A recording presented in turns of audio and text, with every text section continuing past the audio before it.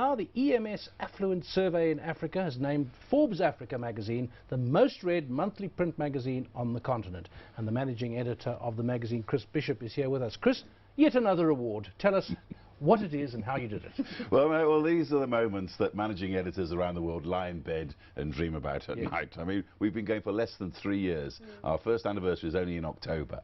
And already there's evidence here from this quite weighty research group that we've actually hit more of the people, the customers we're chasing than our competitors who've been around for years. You mustn't be so modest. Well, no, a lot of hard work. Yeah, and as I always say, it's our young team of hard-working journalists here in Africa who make it what it is, who get out there, getting the stories even as we speak this morning. They're out there chasing the Ebola story, which you'll hear more about today.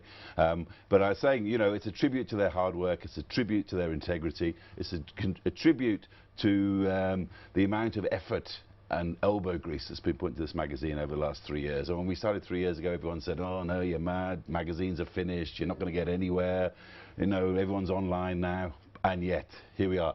This is the proof of the pudding. A survey that says 156,000 people, the top people in the continent, of which they reckon in total is about 3.4 million rich people in the continent, are reading our magazine every month. And to me, that's a source of tremendous pride.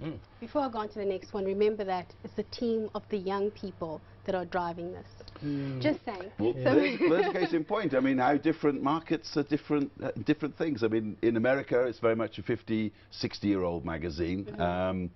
In Africa, the research we're getting is 30, 40-year-old, young, affluent, aspiring, so is this up and coming. Is this how you're getting it right, Chris? Is that because you're also targeting the younger readers? Is this how you're doing it? Well, you look at the stories we do. We do a lot of obviously we do the old stagers, the people of substance, the people who've built a fortune, who've been working for 20, 30 years. That's the one end. But on the other hand, if you see, we do people like Ludwig Marishani, the guy who invented the hand wash. We do a lot of the young, aspiring entrepreneurs at the other end of the scale, who are wanting to be on the cover. In fact, actually, well, I won't give the name away, but the next issue we've got a lovely headline that says, meet our cover for 2019. This guy up in Zambia said he's going to be on the cover 2019 and there's nothing we can do about it. So we're looking at him and where he is, how far he's come. I think he's only about $9 or $10 million. He's got quite a way to go. I thought you were going to say he's only 9 or 10 years old. No, not at all. But, in which case he's early starter.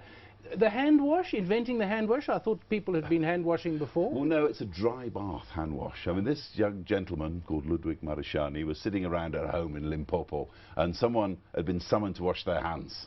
And this person had to go walk quite a distance to go and wash his hands at the tap. And he thought to himself, wouldn't it be great if you could sort of wash your hands without moving when you're on the move? So he came up with this little wash, which is now it's very sanitized stuff. So it's starting to get some sort of traction around the world. Just one simple idea in the middle of a field in Limpopo in South Africa, and it's making the guy a fortune. So Chris, you've done it again. What now? What's next for Forbes? How are you going to take things to the next level? Because you constantly need to be innovative and staying ahead of the game. I mean, well, a number of things. I mean, firstly, remember we're bedding down 3 magazines here. We've got Forbes Women, which is on the up. I believe we've got Forbes Life, which is a quarterly lifestyle magazine. We've got a lot of hard work, I think, to bed those down in the market. But what I think we are doing at the moment with Forbes Africa, we're deepening our stories. We're doing more investigations. We're going beneath the surface in stories. We're covering some of the nastier issues, conflict. We're covering some of the terrible terror that's been prevalent, particularly in East Africa. We're covering a lot of the other side of the story because, I mean, everyone thinks about Forbes and success, but we want to be balanced as journalists. We want to tell the other side of the story. We want to tell where things aren't so great in the continent, get people to discuss it. And our young journalists, born and bred here in Africa, are out there doing those stories as we speak. How many magazines are in this field, doing the whole continent and doing what you're doing? You're talking about success, you're talking about entrepreneurship, the old Dangotes of the world and the Ruperts and the Ackermans, but also the young entrepreneurs. and the scandals and the difficulties that businesses face. So, I mean, you're doing a big package here. There can't be too many people doing it. But this is the reason why 3 years ago, when everyone said we were mad, I had some sort of epiphany, and I thought, wait a minute, nobody is actually doing the entrepreneur story from across the continent.